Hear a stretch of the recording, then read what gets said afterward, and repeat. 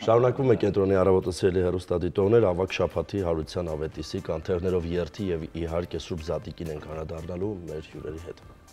Մեր հյուրերն են Արարատյան հայրապետական թեմի առաջնորդանիստ Սուրբ Սարգիս եկեղեցու եւ երիտասարդաց միությունների հոգեվոր հովիվ Տեր Պետրոս ավագ քահանա Մալյանը, օրհնեցեք Տեր հայր։ Աստված օրհնի, բարի լույս։ Բարի լույս, շնորհակալ եմ եւ Արարատյան հայրապետական թեմի կաթողիկ եւ Սուրբ Աստվածածին եւ Սուրբ Աննա եկեղեցիների երիտասարդաց միության ատենապետ Արմինե Մարտիկյանը, բարի լույս։ Ես իմիջիայլոց խաչն եմ պահել, նրանք ովքեր մեզ միշտ հետևում են կհիշեն, որ երբ միջինքի ժամանակ մենք կտրեցինք խաչը, մեզ խոստացել էին, որ կբերեն օրհնված խաչ, ահա խոստումը կատարված է, խաչը ձեռքիս է։ Ընտիր։ Ահա, անցնենք առաջ, ասացեք խնդրեմ, շատ կարևոր, ես կարծում եմ յուրաքանչյուր քրիստոնյայի համար տոն է, օր է եւ հատկապես վաղը, որ պիտի երթը լինի։ Այս տարի կասեք ինչ է լինելու հանրապետության հրապարակում վերջում, թե էլի անակնկալ է։ Ուզում եմ անակնկալ լինի մեր ժողովրդի համար, երբ որ իմանում են ինչ անում, ասում դե լավ իմացանք ինչ է, էլ չենք գնում, բայց անակնկալ է։ Թող մաստիկը նստում է այդ պատկերը։ Հոգևոր իհարկե բան է լինելու, հա։ Եվ մեր ժողովրդի համար սպասված միջոցառում է դա։ Ոնց է գնալով մեծանում է քանակը ժողովրդի մասնակցության։ Քիչ առաջ հետ ենք խոսում Արմինեի հետ, Արմինեն այս վերջի տարիներն է, որ ինքը ատենապետ է եղել, առաջի տարվա այդ կանթեղների երթին չի մասնակցել։ Սկզբից մենք ունեցել ենք 120 հոգի, ոչ ավել, 120 հոգով ենք սկսել եւ երթը 120 հոգով ենք արել։ Այդ ժամանակ մենք ենք երգում հարության երգերը, բայց հետո տեխնիկա բերեցինք, իհարկե Նավասար Սրբազանը ամեն ինչով աջակցում է եւ իր օրհնությամբ եւ անմիջական նյութական աջակցությամբ թեմնել օգնում։ Արդեն տեխնիկա ունենք, արդեն հասնում է հազարների մասնակիցների թիվը։ Ու սպասված տոն է դարձել, միջոցառում է դարձել ժողովրդի համար։ Հետաքրքիր է ինչ է պետք անել կամ անցնել, որ դառնալ ատենապետ։ Երևի առաջին հերթին հավատք։ Հետո կազմակերպչական ջիղ, որովհետև իրենց եկեղեցու երիտասարդաց միության ատենապետն ինքն է, իր շուրջն է ինքը հավաքում երիտասարդներին։ Եթե մարդ կարողանում է ունենալ այն խարիզման, որ կարողանա երիտասարդներին հավաքի, հաջողություն կունենա։ Հետաքրքիր է, մեր երիտասարդները առհասարակ հոգևոր այդ կրթության կարևորությունը հասկանում են եւ իրականում լայն շերտերն են արդյոք մոտ հոգևոր արժեքներին, թե նրանց ինչ որ ինֆորմացիա ու գրագիտություն է պակասում։ Չէ, կարծում եմ այսօր էլ ունենք շատ գրագետ եւ ազգային գիտակցություն ունեցող երիտասարդներ, ովքեր մոտ են եկեղեցուն եւ Փառք Աստծո այսօր եկեղեցում պատարակներին շատ երիտասարդներ ենք տեսնում։ Դեր հայր, մենք առասարակ Սուրբ Զատիկը արդեն երկար տարիներ է իհարկե, որովհետև իմ դպրոցական տարիներին հաստատ հիշում եմ, որ շատ սխալ ինֆորմացիա կար, ընտանիքների մեծ մասը գրեթե չէր նշում կամ միայն ձու էին ներկում եւ այլն։ Այսօր բոլոր առումներով, ծիսակարգերով,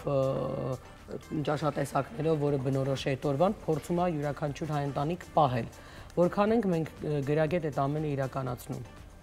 Շատ հետաքրքիր ու ճիշտ հարց է այս օրերի համար, որովհետև արդեն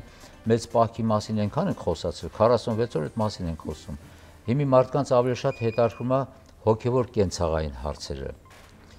Ոնց պատրաստել, երբ պատրաստել, շատ կարևոր է, որ մեր ժողովուրդը նաև այդ տեսակետից գրագետ լինի։ Բնականաբար պահքը շարունակվում է մինչև վաղը, ամսի 19-ին շաբաթ ջրակալուցին չի ընդհատվում պահքը, վաղը ովքեր ցանկություն կունենան, ասենք հաղորդություն ստանալու պահքից դուրս գան, ջրակալուցի Սուրբ Պատարագից ավարտին կարող են հաղորդություն ստանալ։ Հիմա մեր ժողովրդին ավելի շատ հետաքրքրում է եւ զանգերը եւ հանդիպումները միշտ դրա հետ է կապված, որ եթե ընտանիքում նոր հանգուցյալ կա, իրենք ոնց պետք է նշեն Սուրբ Զատիկը։ Ես ուղղակի պաշտոնապես հայտարարում եմ, որ բոլորը անկախ նրանից նոր հանգուցյալ ունեն, թե ինչ իրավիճակում են գտնում, բոլորը պետք է ունենան չամիչով փլավ, դա զատկի, Սուրբ Զատկի խորհրդանիշն է, հարության խորհրդանիշն է, ներկայացու, որովհետև այդ ներկայացուն խորհրդանշում է երկիրը, որի վրա Հիսուս իր արյունը թափեց, մահով մահին հաղթեց եւ մեզ կյանք պարգևեց։ Մենք դա չանելով, ասինքն այդ ուտեստի հետ կապված, որ ձու չեն ներկում, փլավը չամիջով չնամ, չգիտեմ ինչեր, մեր ժողովուրդը լավ մոգոնել գիտի, լավ հնարել գիտի, ինքը ամեն ինչ գիտի, բայց ոչ մի բան չգիտի։ Հա։ Եվ բանը, դրանով մենք զրկում ենք մեր հանգուցյալին հարության խորհրդից։ Իսկ մենք սպասում ենք, չէ՞ որ դի հարություն լինի։ Տերը ինձ իր հարությամբ ինքը դա ապացուցեց։ Գնաց մահվան, հաղթեց մահին, չէ՞, հաղթական տոն է դա։ Եվ բոլորիս կյանք պարգևեց։ Նաև կյանք պետք է պարգևի մեր հանգուցյալներին։ Այնպես որ կողմնակի մարդկանց խորհուրդ եմ տալիս չլսեն, հարևանի տատին ասես, չգիտեմ ում կիսովն ասես։ Ձուն մի ներկեք, որովհետև ամոթ է։ Հնարում են, մոգոնում են, այս բոլորը լավ հնարել գիտեն։ Մեր ժողովուրդը կարա գնա սիրտը վիրահատողին խորհուրդ տա, որ ինքը ընդհանրապես բժշկությունից չի հասկանում։ Արդյունքը ինչ ա լինելու այդ վիրահատության ավարտ։ Մահ ա լինելու։ Այսինքն ամեն մարդ թող իր գործը զբաղվի։ Եթե հոգևոր հարցեր կա, պետք է հոգևորականի հետ հանդիպել, զրուցել։ Իմիջիայլոց մեզ մոտ բոլորը, հատկապես օրինակ սեփական մասնագիտական պարտությունները միշտ վերագրում են այնպես, որ պետք է խորհուրդ տան, որ օրինակ Պողոս Պետրոսը կամ չգիտեմ ով իր գործը լավ չի արել, այ դրա համար իմ գործը լավ չի ստացվել։ Այ որ ինքը լավ աներ, իմ գործն էլ լավ կստացվեր։ Ես մոտավորապես նմանագիտես ինչի, որ ասում եմ, որ մեր հարևանի Մարուսը երջանիկ լիներ, ես էլ երջանիկ կլինեի։ Բայց ափսոս, որ մեր հարևանի Մարուսը երջանիկ չի։ Ուղիղ համեմատական է իր երջանկության հետ։ Դուք գովազդի ընթացքում հետաքրքիր բան ասացիք, որովհետև մենք այդ մասին առիթ ունեցել ենք խոսելու 2 օր առաջ տան անդամների քանակով ձու ներկելու կամ խաշելու, բայց չներկելու եւ այլն, այս չգիտեմ, ավանդույթը պարզվում է, որ այդպիսի բան չկա, էլի հորինված է։ Եկեղեցու կանոններով այդպիսի բան գոյություն չունի, որովհետեւ պահքը պահվում է մինչև վերջ, մինչև ճրագալույցի Սուրբ Պատարագը, որ ավետվում է պատարագից հետո Քրիստոս հայրավի մերելոց, չէ, պատասխանում ենք օրհնյալի հարությունը Քրիստոսի։ Եվ այդ ժամանակ արդեն մեծ պահքը ավարտվում է բոլորիս համար։ Եթե 5 շաբթի օրվա մասին է խոսքը, որ մարդիկ ասում են, ավակ 5 շաբթի պետք է տան անդամների թվով ձու ներկել, ես իմաստը չեմ հասկանում տրամաբանությունը։ Այդ ձու ներկում ենք ինչ ենք անում, սպասում ենք մինչև շաբաթ օրը, որ ուտենք։ Մի քիչ չացնում ենք, որ եթե այդ օրը պետք է ուտենք, ուրեմն պահքի կից ընդհատում ենք պահքը մենք։ Մնում է 2 օր, չէ՞, պահք։ Իսկ լոգիկա էլ չկա այդ անգամ։ Ընդհանրապես, այո, չկա։ Եթե պահք պահող մարդը նենց շփոթվում է, չի իմանում կամ մոռանում է ու պահիտակ ուտում է ինչ-որ մի բան, որը չէր կարելի։ Ինչ անել է դեպքում։ Այդ դեպքեր շատ են լինում, հա։ Ընդհատել։ Չէ, կարա շարունակի ինքը իր պահքը, որովհետև դա ակամա է իր մոտ։ Ինքը մտածված չի անում։ Գիտությամբ եւ անգիտությամբ կատարված մեղքեր կան, չէ՞։ Նույնն է նաեւ այդ շփոթմունքը կարող է լինել։ Անգիտությամբ արված մեղքերը ներվում են, գիտակցվածը ոչ։ Ոնց է դրա խորհուրդը։ Գիտակցած մեղքը, եթե մարդը գիտակցած գնում է մեղքի, նայած ինչ մեղք կա գործում, այնտեղ մեղքերի ցանկ ունենք, որոնք ներվում են, որոնք էլ մահացու մեղքեր են համարվում։ Լավ է հարցը։ Ես մի հարց ունեմ, կարող է մի քիչ շատ ենք օրվա խորհրդից հեռանում, բայց այս հարցը ինձ տանջում է։ Մենք ապրում, հիմա հայերիս մասին է խոսքը, Հայաստանի Հանրապետությունում ենք ապրում, ի ուրախություն մեզ, մենք ունենք բազմաթիվ հրաշալի եւ գեղեցիկ եկեղեցիներ,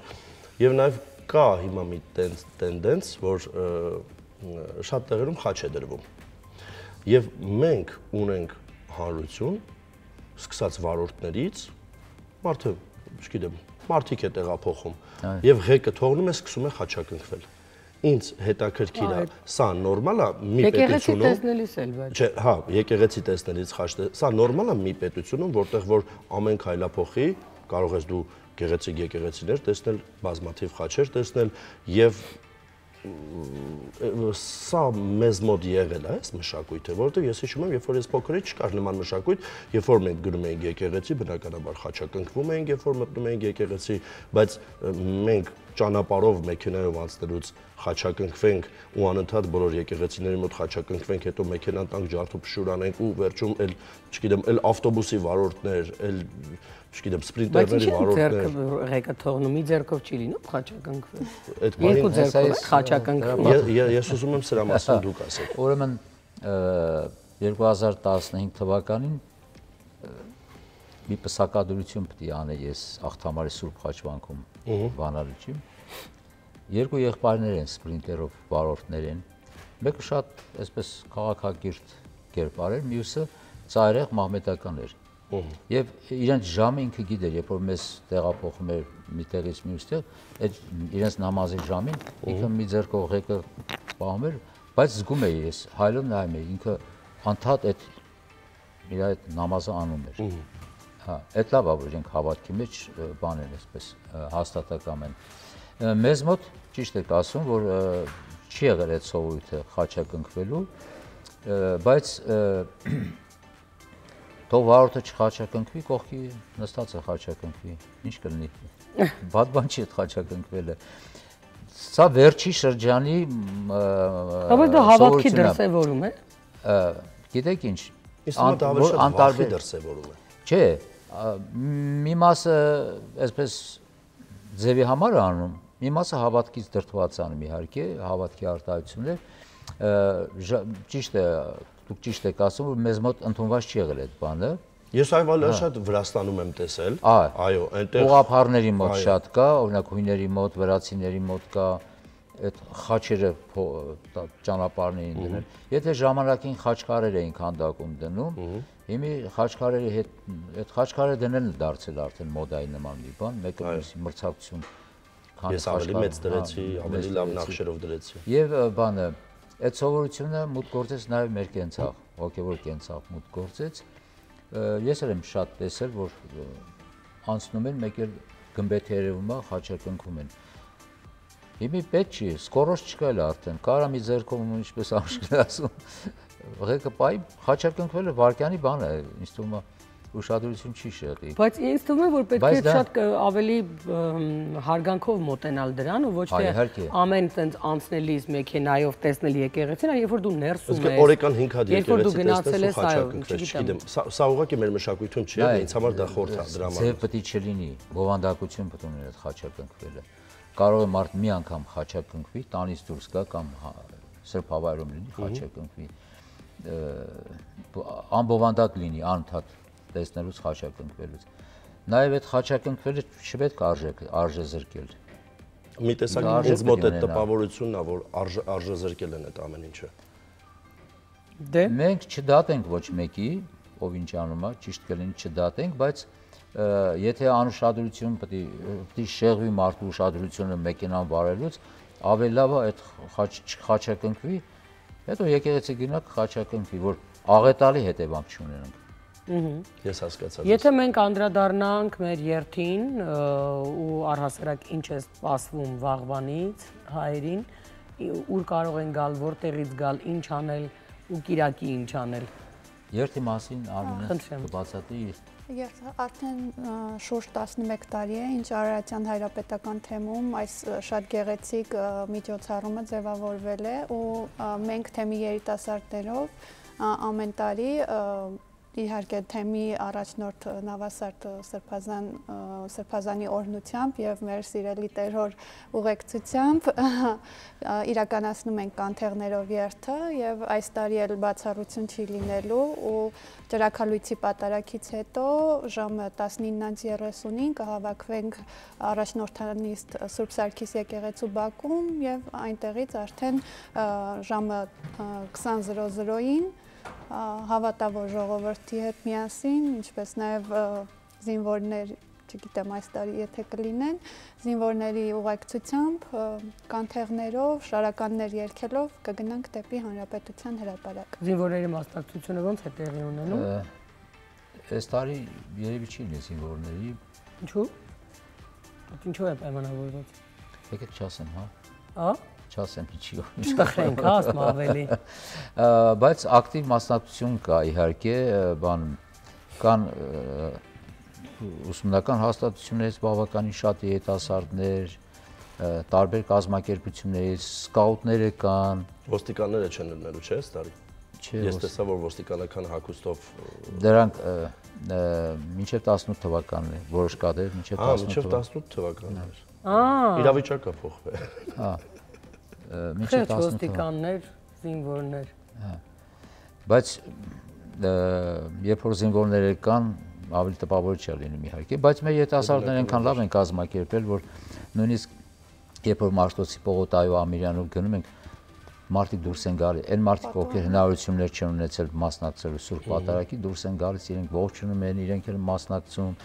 մայթերի կանգնած ժողովուրդը նկարում են տուրիստները կամ միանում են հենց այդ ընթացքում մեզ։ Հրաշալի միջոցառում է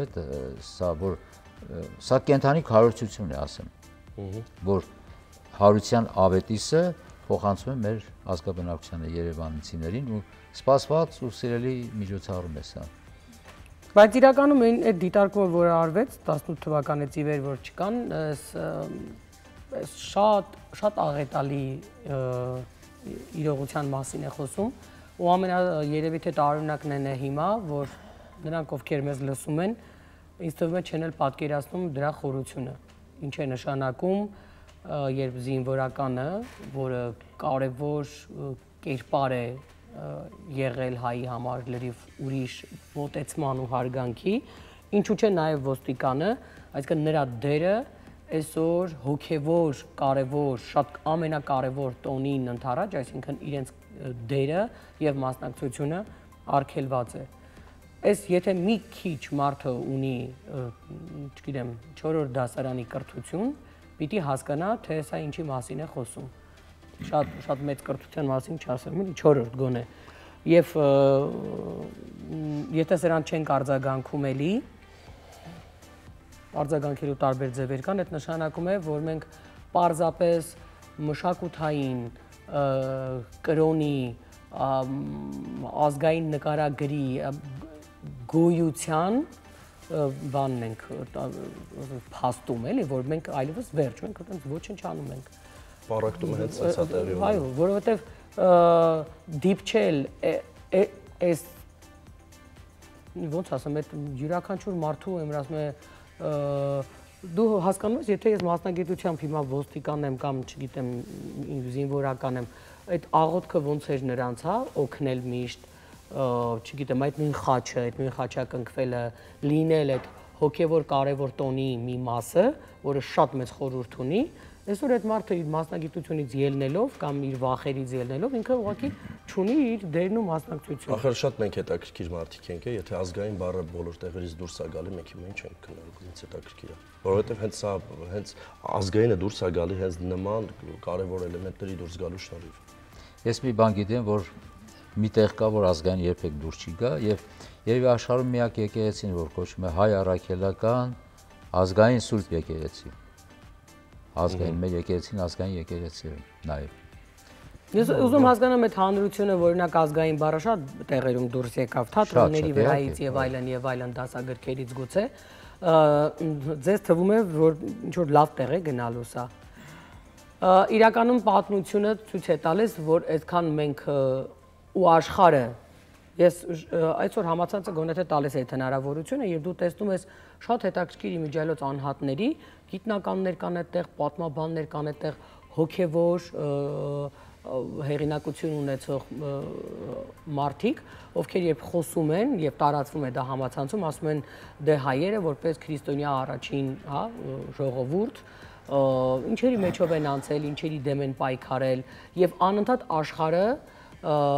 հոգևոր առումով մեզ բերում է օրինակ ու այսօր երևի թե իրականում չգիտեն էլ, որ մենք մեր իրականության մեջ այսօր ունենք այս տեսակ իրականություն,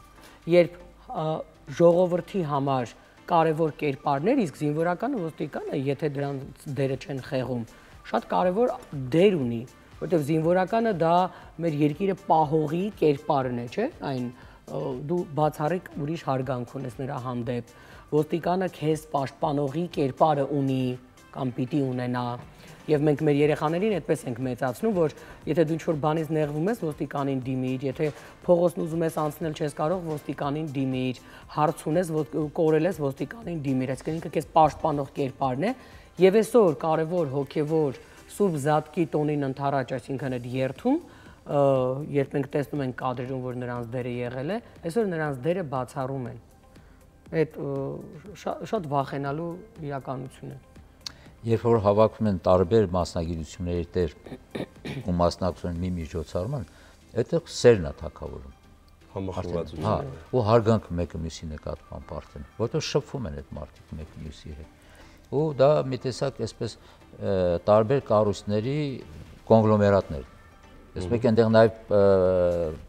փրկարար ծառայության հագուստներ կային, չէ՞, բացի ոստիկանությունից, զինվորներից, այնտեղ սկաուտներ կան, ուսանողներ կան, նաև մի շրջան կար, որ նաև բժիշկներն են գարի մասնակցում։ Հասկանում եք, այդ միասնության գաղափարը կար, նաև այդտեղ տիրում էր սերն ու հարգանքը մեկը մյուսի նկատմամբ, անկախ զբաղեցած պաշտոնից եւ դիրքից։ Դե սեր ու հարգանքա տիրել, դրա համար էլ իրենց դերը բացառել են, որտեղ սեր կա, իրենք աշխատում են չլինել։ Իսկ իրականում, եթե վերջին հարցը տամ որպես ամփոփում, եթե հայ քրիստոնյան հեռանում է իր հոգևոր արժեքներից, այդ տանում է նաև կրոնից հեռանալուն եւ այդ գաղափարներից, ինչի է հանգեցնելու դա մեզ ի վերջո։ Առաջին հերթին տվյալ անձն է ինքը դեպի կործանուն գնում, ով հրաժարվում է, դառնում է անդեմ մի անձնավորություն։ Ոչ ազգային արժեք ունի իր մեջ, չէ՞, ոչ հոգևոր ազգային հոգևոր բան ունի, ինչ դառնում է սովորական ինչ-որ մի ռոբոտի նման մի բան, եթե ոչինչ չունի, հավատք չունի, չէ՞, ազգային պատկանելություն չունի, ինքնություն չունի ու չի գիտակցում այդ բոլորը, այդ մարդը ինչ կարա լինի։ Դատարկ ինչ-որ մի բան։ Անունը ինչ ուզենք կդնենք։ Հա։ Մեկ շնորհակալ ենք ձեզ։ Շնորհակալ ենք, որ ասում անդադար միևնույնն է դուք ձեր գործը Վաղը սիրով անում եք։ կսպասենք բոլորին։ Շնորհակալություն, 19:30 առաջնորդանի Սուրբ Սարգիս եկեղեցում, այո։ Շնորհակալ։ Մեկնարկում եք այնտեղից։ Այո։ Սիրելի ժողովուրդ, ես կարծում եմ, որ յուրաքանչյուրիդ մասնակցությունը նախ ձեզ է բերելու հոգևոր Օրհնություն է բերելու իրենց ընտանիքներին։ Հոգևոր արժեքների հանդեպ եւս մեկ անգամ նաև սեփական անձիթ է հարգանքը եւ իրականում թե ինչով կլծվես վստահ եմ որ հետո կզգա մարդը բայց շատ վտանգավոր է եթե մենք իսկապես կորցնում ենք մեր ինքնությունը որովհետեւ արդեն ամեն ինչին դիպչում են կրոն, մշակույթ, ազգային պատկանելություն, արժեքներ, որոնք ձևավորել են մեզ որպես հայի եւ տարբերել են այդքան աշխարհից որպես ժողովուրդ գնում ենք դեպի անհասկանալի կերպարի Աստված մի արասցե, որ այդպես լինի, Աստված մեզ հետ եւ դա Աստված, որ յուրաքանչյուրս մենք մեր հերթին, մեր երեխեքին էլ կարողանանք դասյարակել են ոգով, որ կարևոր արժեքները նաեւ մեր կրոնը քարոզում է ընտանիքի, հարաբերությունների, մարդկային որակների եւ եթե դու կրոնից հեռանում ես, դու այդ արժեքների դասյարակությանն էլ չես տիրապետում Գովազդ մեր եթերում, այս ընթացքում կարող եք երկար մտածել, թե ինչ կարող է լինել մեզ հետ, հետո մենք կվերադառնանք հաջորդ հյուրերով։